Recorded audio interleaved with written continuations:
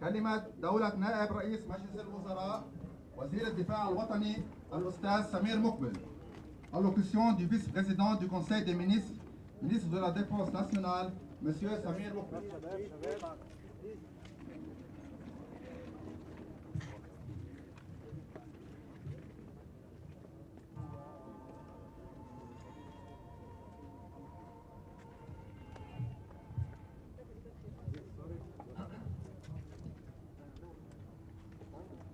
بداية أود أن أنوه بأهمية زيارة معالي الوزير الصديق وزير الدفاع الفرنسي جان إيف لو دريان إلى لبنان. هذه الزيارة الودية ترتدي أهمية خاصة وتعبر عن مدى عمق الصداقة والعلاقة الوطيدة بين بلدينا، وتبرز اهتمام الجمهورية الفرنسية بلبنان خاصة في هذه المرحلة التي نمر بها. إن هذه الزيارة تواكب بداية تسليم أولى شاحنات الأسلحة الفرنسية من الهبة السعودية، والتي يحتاجها جيشنا الباسل في مواجهته للهجمات الإرهابية والتكفيرية لتشديد المراقبة وحماية الحدود. ولا بد من توجيه كلمة شكر إلى المملكة العربية السعودية لهذه الهبة القيمة والبالغة 3 مليار دولار لتأمين الأسلحة الفرنسية الحديثة اللازمة للجيش اللبناني. كما لا بد من التذكير أيضا بدور من سعى وكان له الفضل في تحقيق هذه الهبة عنيت به فخامة الرئيس ميشيل سليمان، الذي سعى أيضا في كل الاتجاهات لتسليح الجيش ودعمه. وفي هذا السياق نحن نقدر ونشكر كافة الدول الصديقة التي قدمت وتقدم مساعدات عسكرية عينية وتدريبية تساهم في صمود الجيش والحفاظ على حدود لبنان وحماية السلم الأهلي. ونخص بالشكر الولايات المتحدة الأمريكية التي كانت في طليعة المبادرين لتسليح الجيش ودعمه إلى جانب عدد من الدول الأوروبية والعربية. إن انتصار لبنان في مواجهة الإرهاب يعتبر انتصارا أيضا لكافة الدول القريبة والبعيدة المهددة بهذا الإرهاب الذي لا يرتبط بدين. مرة جديدة شكرا لكل من ساهم ويساهم في دعم لبنان وجيشه، والشكر الخاص للدولة الفرنسية عامة وللزميل جان إيف لو دريان ولزيارته الودية والفهم العميق. مرة جديدة شكرا لكل من ساهم ويساهم في دعم لبنان وجيشه، والشكر الخاص للدولة الفرنسية عامة وللزميل جان إيف لو دريان ولزيارته الودية والفهم العميق لكافة المخاطر التي تهدد لبنان، سواء من الناحية العسكرية عند الحدود أو في الداخل، جراء تدفق اللاجئين السوريين الذي يهدد أسس الاستقرار عامة. وفقنا الله وإياكم في التمكن من تحقيق ما نصبو إليه من أمن واستقرار لخدمة الشعوب المحبة للسلام والتقدم نحو مستقبل أفضل. Monsieur le ministre, je voudrais personnellement, en mon nom et au nom du gouvernement libanais, vous remercier pour tout ce que vous avez déployé pour activer. معالي الوزير الفرنسي، أود أن أتوجه إليكم باسمي وباسم الحكومة اللبنانية أيضا على كل ما بذلتموه لتفعيل الهبة السعودية، وآمل أن يتمكن لبنان يوما من إعادة كل ما بوسعه الخدمات التي وجهتها فرنسا وقدمتها إلى لبنان ليحيا لبنان وفرنسا والسعودية. Signaler l'importance que revêt aujourd'hui la visite du ministre français de la Défense, notre ami Jean-Yves Le Drian, au Liban. Cette visite amicale revêt une importance particulière et exprime la profondeur de l'amitié et la relation extrêmement solide qui existe entre nos deux pays et montre l'intérêt accordé par la République française au Liban et en particulier en cette période. Votre visite, Monsieur le ministre, accompagne la première livraison des armes françaises dans le cadre du don saoudien, ces armes dont notre armée héroïque a besoin afin de faire face aux agressions terroristes et takfiri et pour renforcer la surveillance et la protection des frontières. Nous aimerions également remercier le Royaume d'Arabie Saoudite pour ce don extrêmement important d'une valeur de 3 milliards de dollars pour garantir la fourniture d'armes françaises nécessaires à l'armée libanaise. Je voudrais également rappeler le rôle qui a été joué par son Excellence, le président Michel Sleiman.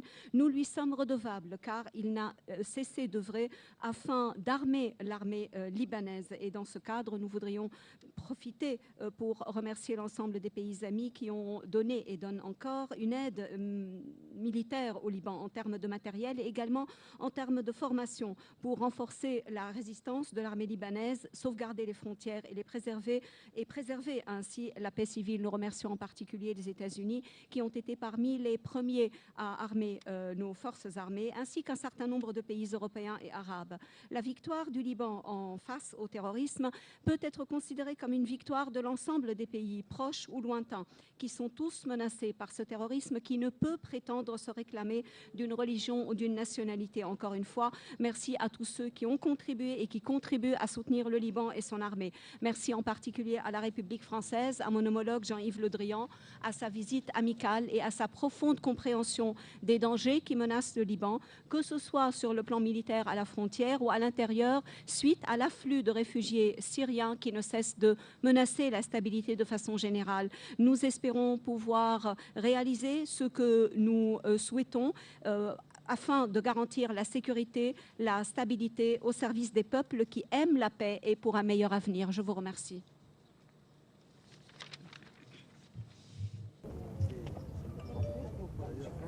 كلمة معالي وزير الدفاع الفرنسي السيد Jean-Yves Le Drian. Allocution de son Excellence, ministre français de la Défense, Monsieur Jean-Yves Le Drian. La Défense, Monsieur Jean-Yves Le Drian.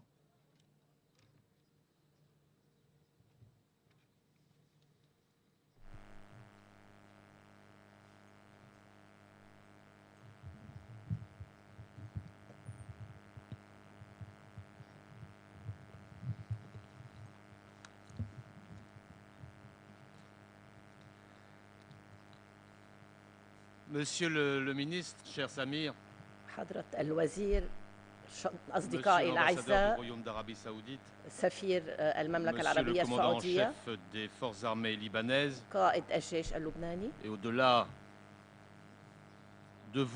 وأبعد من ذلك أيضا ومن خلالك حضرة الوزير أود أن أتوجه أيضا إلى تحية إلى الرئيس سليمان.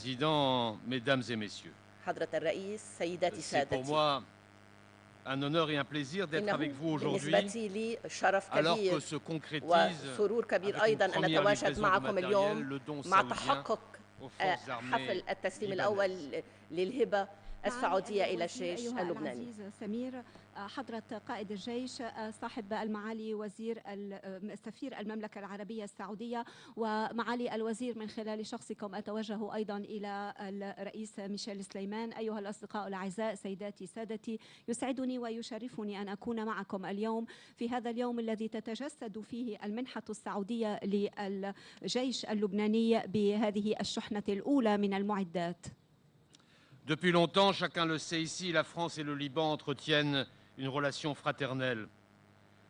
Dans un contexte marqué depuis 3 ans par une dégradation brutale de la situation sécuritaire au Levant, qui fait désormais peser une menace existentielle sur les États de la région, la France réaffirme sa volonté de voir le Liban demeurer un ferment de stabilité au cœur de ce chaos. فرنسا ولبنان لهما علاقة أخوية منذ فترة طويلة جدا والجميع يعرف ذلك، وفي ظروف تتسم منذ 3 سنوات بتدهور كبير في الوضع الأمني في المشرق، فهناك خطر وجودي على دول المنطقة، وتعيد فرنسا في هذه الظروف التأكيد على إرادتها ورغبتها في أن يبقى لبنان عامل استقرار في هذه المنطقة التي تعمها الفوضى. Le Liban est en effet soumis à une pression de Daesh et du Jabhat al-Nosra qui n'a pas de précédent et fait du contrôle de ses frontières un enjeu vital pour sa sécurité. Les événements d'Ersal sont là pour en témoigner. L'armée libanaise a payé un lourd tribut dans ce combat et j'ai en ce moment une pensée particulière pour les otages et leurs familles. Le Liban, ce pays qui connaît le prix de la guerre, ne veut pas être entraîné dans le chaos qui l'entoure. La France est et sera présente pour l'y aider. لبنان يتعرض اليوم لضغوط من قبل تنظيم داعش وجبهة النصرة، ضغوط لم يسبق لها مثيل، وهو جعل من مراقبة حدوده والتحكم بها تحديا حيويا لأمنه. إن أحداث عرسال جاءت لتشهد على ذلك. الجيش اللبناني دفع ثمنا باهظا في هذه المعركة، وأنا أفكر هنا خاصة بالرهائن وأسر الرهائن. إن لبنان هذا البلد الذي يعرف ثمن الحرب لا يريد أن ينجر مرة أخرى في هذه الفوضى المحيطة به، وفرنسا كانت وستبقى إلى جانبه لحقول دون ذلك. Dans ce contexte critique, il était donc essentiel que les amis et les alliés du Liban se mobilisent pour contribuer à sa sécurité et à sa stabilité. Le regretté roi Abdallah, le roi Salman, que je connais bien, qui est un ami de la France, partagent avec la République française ce désir de contribuer à cet effort. Et dès 2013, nous avons donc pris la décision de conduire ensemble un projet d'ampleur pour moderniser les forces armées libanaises. في هذه الظروف الحرجة كان لابد لأصدقاء لبنان وحلفائه أن يجندوا قواهم للإسهام في أمنه واستقراره، والراحل الملك عبد الله وخادم الحرمين الشريفين الملك سلمان الذي أعرفه جيدا وهو صديق لفرنسا قد جمعتهما مع الجمهورية الفرنسية هذه الإرادة في الإسهام في هذا المجهود. ومنذ عام 2013 قررنا أن نقود معا برنامجا ضخما لتحديث قوى الجيش اللبناني. Les forces armées ont un rôle singulier au Liban, au-delà même de la défense militaire du pays qu'elles assurent aujourd'hui avec courage, ténacité et détermination face à un ennemi terroriste qui est résolu à faire croître dans ce pays le ferment de la division. Au-delà de ce combat pour lequel elles payent le prix fort, le prix du sang, ce sont elles, en effet, les forces armées qui cimentent la cohésion de la société civile. قوى الجيش اللبناني تلعب دورا متميزا في لبنان لا يقتصر على الدفاع عسكريا عن البلاد، بل وهي هذا ما تفعله اليوم بكل شجاعة وعزم وتصميم أمام عدو إرهابي قرر أن يزرع بذور الفتنة في لبنان. وإضافة إلى هذه المهمة التي دفعت من أجلها ثمنا غاليا ثمن الدم، فإن قوى الجيش هي التي تضمن لحمة المجتمع المدني اللبناني. Pour continuer d'assurer leur mission essentielle, les forces libanaises devaient disposer au plus vite de moyens modernes pour accroître leur capacité militaire et leur permettre au-delà d'entrer dans une nouvelle ère en matière de conduite d'opération. وللاستمرار في الاطلاع بهذه المهام الحيوية كانت قوى الجيش اللبناني بحاجة إلى مواد عصرية وتجهيزات عصرية لزيادة وتعزيز قدراتها العسكرية ولتتمكن كذلك من الدخول في عصر جديد من حيث قيادة العمليات. Moderniser et structurer. Voilà les objectifs qui ont guidé notre démarche tout au long de l'élaboration du projet. التحديث والهيكلة هذه كانت الأهداف التي استرشدنا بها في مسعانا طوال هذا المشروع. Pour répondre à cette urgence, nous avons agi vite, tout en nous montrant à la hauteur d'un projet dont les répercussions dépassent la simple fourniture de matériel militaire. وللاستجابة لهذه الحاجة الملحة عملنا بسرعة وتمكنا من الارتقاء إلى المستوى المطلوب لتنفيذ مشروع تتجاوز انعكاساته مجرد تقديم المعدات العسكرية. La première livraison qui nous rassemble aujourd'hui est le début d'un cycle qui fait entrer le Liban et nos relations bilatérales de défense dans une dimension nouvelle dont nous avons toutes les raisons de nous féliciter. ووصول هذه الشحنة الأولى وهذا ما نجتمع حوله اليوم هو بداية لحقبة أو مرحلة جديدة تدخل لبنان وعلاقاتنا الدفاعية الثنائية في بعد جديد وهذا ما يثير ارتياحنا وسرورنا. Ce projet que les forces armées libanaises ont guidé avec le soutien de l'état-major des armées françaises et de la direction générale de l'armement et que la France va accompagner tout au long de ces 10 années d'existence est d'une ampleur inégalée. هذا المشروع يكتسي حجم لم يسبق له مثيل وهو جاء بتوجيه من الجيش اللبناني وبدعم من الأركان الفرنسية والقيادة والإدارة العامة للتسلح وفرنسا سوف ترافق هذا المشروع طوال 10 سنوات. En termes de matériel d'abord, il comprendra en effet la livraison de plusieurs dizaines d'engins blindés de combat et de manœuvre, d'une demi-douzaine d'hélicoptères de transport armés, de moyens modernes d'artillerie comme le canon César.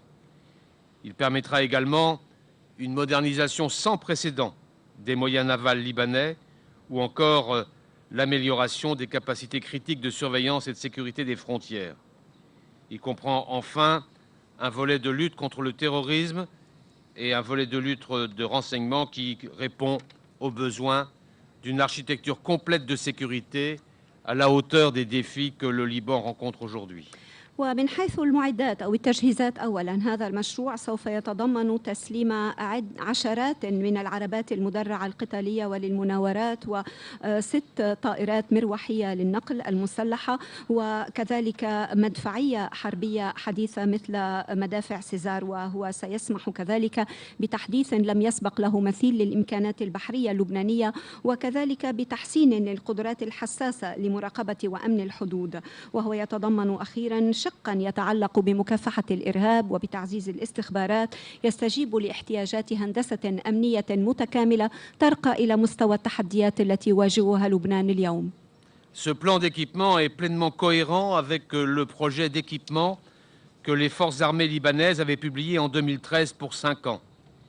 Il est également le fruit d'un travail réalisé ici pour définir un concept d'emploi cohérent et efficace. Autrement dit, ce projet répond dans une logique proprement militaire aux enjeux de sécurité que le Liban rencontre aujourd'hui. هذه الخطة للتجهيز تتسق تماما مع مشروع التوريدات العسكرية التي كان الجيش اللبناني قد تبناها عام 2013 لفترة 5 سنوات وهو أيضا ثمرة العمل الذي تم القيام به هنا من أجل تحديد مفهوم متسق وفعال وبكلام آخر هذا المشروع وفي إطار من منطلق عسكري بحت يستجيب للتحديات الأمنية التي يواجهها لبنان اليوم. Je me réjouis de voir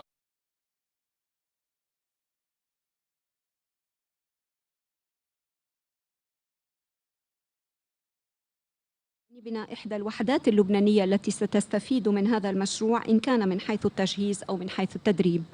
Car, Monsieur le Ministre, les capacités nouvelles qui sont ainsi apportées au Liban dépassent le domaine des matériels. Je veux parler ici plus spécifiquement du cœur du partenariat qui rassemble nos 2 ministères pour les années à venir, avec 2 piliers, formation et entraînement d'une part, appui à la restructuration des forces armées libanaises d'autre part.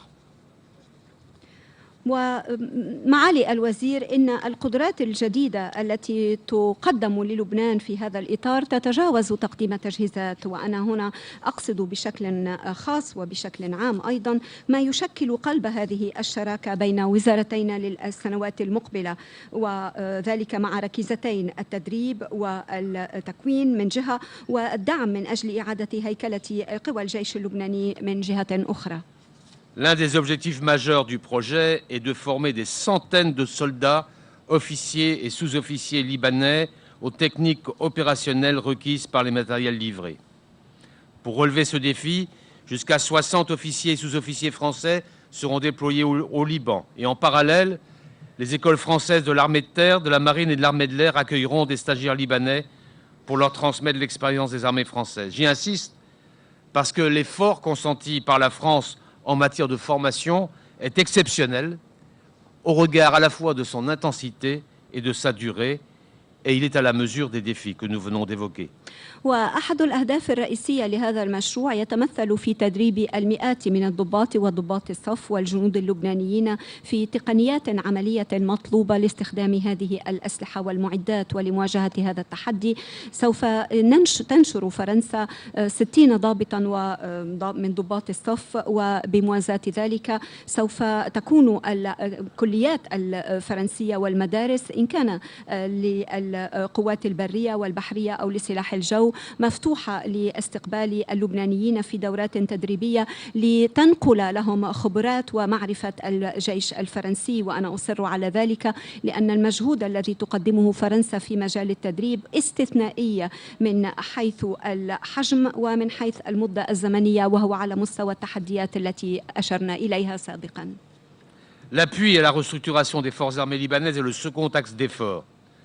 En effet, introduction de nouvelles capacités militaires demande de penser les conditions de leur emploi, les doctrines en particulier. Il s'agit d'aider les forces armées libanaises à accroître la coopération entre ces différentes composantes. Et ce travail a déjà commencé entre les états-majors français et libanais pour être prêt lorsque les capacités majeures seront en place. والدعم لإعادة هيكلة قوى الجيش اللبناني هو المحور الثاني، فإدخال قدرات عسكرية جديدة يتطلب إعادة التفكير بظروف استخدامها وبالنظريات العسكرية على وجه الخصوص. وسوف نقوم بمساعدة قوى الجيش اللبناني على تعزيز التعاون بين مختلف مكوناتها، وهذا العمل قد بدأ بين هيئات الأركان الفرنسية واللبنانية لكي يكون الجيش اللبناني حاضراً عندما تصل هذه القدرات الجديدة.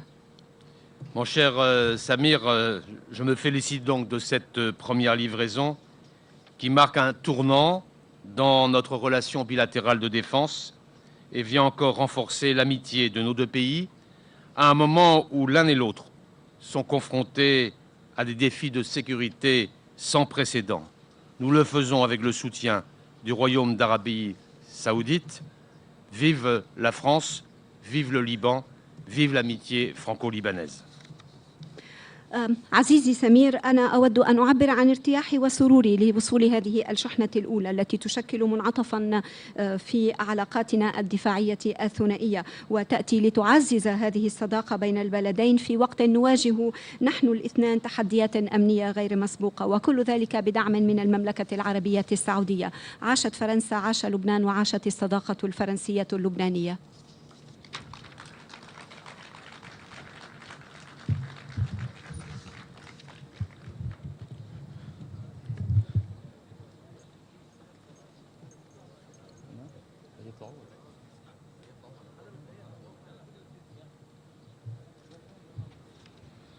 مؤتمر الصحفي. أسئلة الصحفيين. Les questions posées par les journalistes.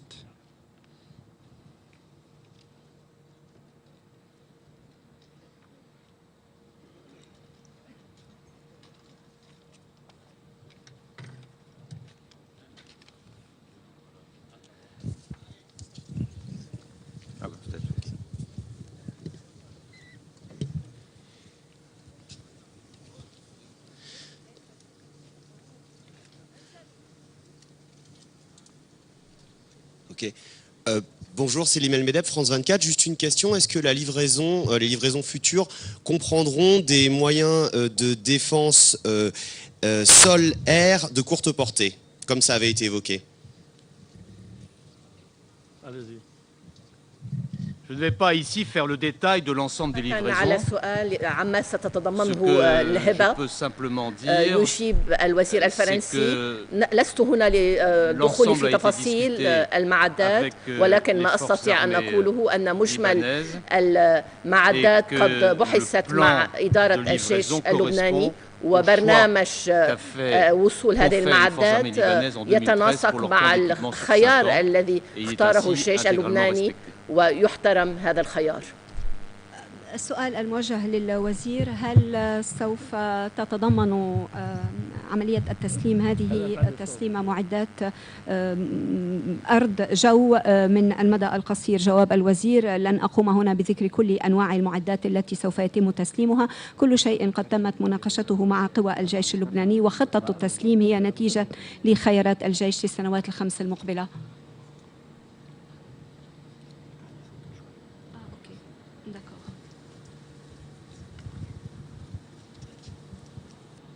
بسام أبو من LBC. علي صوتك لنسمع. صحيح. دولة الرئيس، بداية يعني هناك تساؤلات في لبنان من بعض الأطراف عن مدى فعالية هذه الأسلحة التي ستسلمها فرنسا للجيش اللبناني. والتساؤل الآخر كمان، البعض يقول لماذا تقبلون هبات من المملكة العربية ولا تقبلون هبات من إيران؟ إنه كمان أخذ الفرنسيون بعين الاعتبار يعني السياسة الإسرائيلية تجاه تسليح الجيش. أول شيء نحن بنشكر المملكة العربية السعودية على هذه الهبة،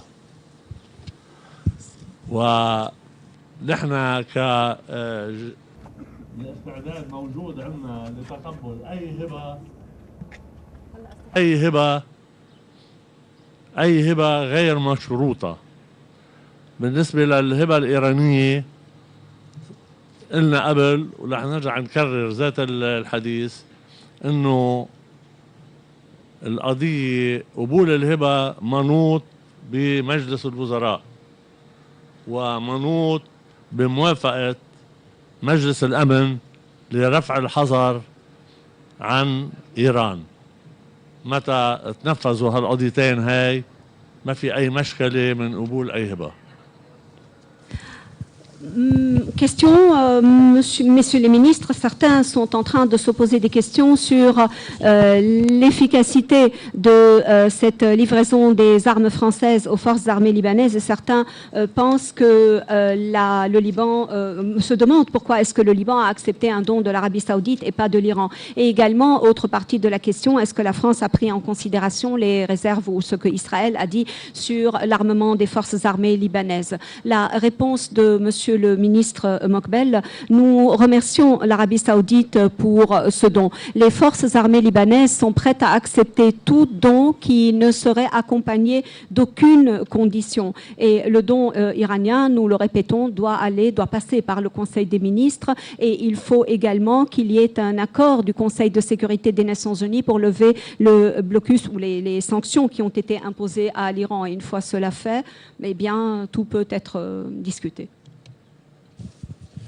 معالي الوزير، باسل العريدي، قناة الجديد. البعض يقول أنه اليوم وحضرتكم تحدثتم في المؤتمر في الكلمتين عن الإرهاب والتحديات أمام لبنان. اليوم لأي درجة ضمن هذه التحديات هذه الأسلحة اللي عم توصل، البعض يقول أنها ليست من ضمن الأولويات التي تواجه لبنان، يعني لبنان بحاجة إلى أسلحة إضافية غير عن هذه ضمن الأولويات. يعني ما سمعت منيح لحتى اقدر جاوبك. اذا بتعلي صوتك شوي هرجع لك. البعض يقول انه اليوم هذه الاسلحه التي تصل الى لبنان على الرغم من اهميتها لكنها لا توصل او لا تكفي التحديات اللي عم بواجه لبنان خصوصا بمواجهه الارهاب. يعني هناك اولويات اخرى كان لازم تبلش ضمن هذه الاسلحه. نحن بنعرف انه الجيش اللبناني مجهز واخذ الاحتياطات اللازمه على جميع الجبهات. اليوم اذا السلاح يلي وصلنا ورح يوصلنا من فرنسا بقضيه الهبه السعوديه، القياده العسكريه هي بتقرر اذا كافي ام لا، وهدول قضايا ما بنقدر نحكي فيهم لحتى ما نعطي لها الارهاب وللعدو تفاصيل اكثر من هيك. La question posée au ministre, certains disent ou pensent que ces armes, bien qu'importantes, ne seront pas suffisantes pour que le Liban fasse, ou plutôt s'oppose au terrorisme auquel il est exposé aujourd'hui et qu'il y avait peut-être d'autres priorités. Qu'en pensez-vous? Réponse du ministre, nous savons que les forces armées libanaises sont équipées, elles ont pris toutes leurs précautions sur l'ensemble des fronts. Et les armes qui sont données aujourd'hui par l'Arabie saoudite, grâce à ce don saoudien, eh bien, ce sont les chefs et les officiers de l'armée libanaise qui vont décider comment les utiliser. Nous ne pouvons bien évidemment pas donner davantage de détails pour ne pas donner d'informations à nos ennemis et aux terroristes.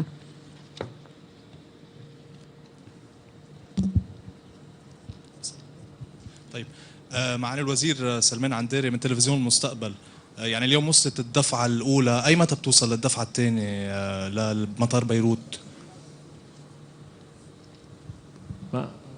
Alors, la question, c'est aujourd'hui, la première livraison est arrivée. À quand la deuxième livraison? Le mois prochain. الشهر الجاي. Et ça va s'étaler sur 48 mois. وهذه الدفعات سوف تستمر لفترة 48 شهرا المقبلة. Aujourd'hui, c'est un acte symbolique de lancement de l'opération DONAS, de partenariat entre le Royaume d'Arabie Saoudite, le Liban et la France. اليوم هذا هو الانطلاق الرمزي والتسليم أول شحنة لهذه العملية التي تندرج في إطار المنحة السعودية وفي هذه الشراكة بين المملكة العربية السعودية وفرنسا ولبنان. معالي الوزير مقبل، نخلع ضيمة MTV، هل عملية تسليم السلاح بدعم أكيد وبهبة من المملكة العربية السعودية ممكن أنه يتأثر بسبب الحملة لبعض الأطراف على المملكة حاليا أو يتأخر عملية تسليم السلاح بهذا الإطار؟ يعني كنت بفضل أنه السفير السعودي يجاوب على هالقضية، بس أنا بقدر أكد لك أنه الهبة السعودية رح تكمل طريقة من الأول للآخر، والسلاح يلي القيادة العسكرية موافقة عليها لحتى تستلمها رح تستلمها، ما في أي مشكلة أبدا. Question, Monsieur le ministre, est-ce que les livraisons d'armes grâce au soutien et aux dons de l'Arabie saoudite vont-elles être affectées ou retardées par une campagne que certains ont lancée contre l'Arabie saoudite?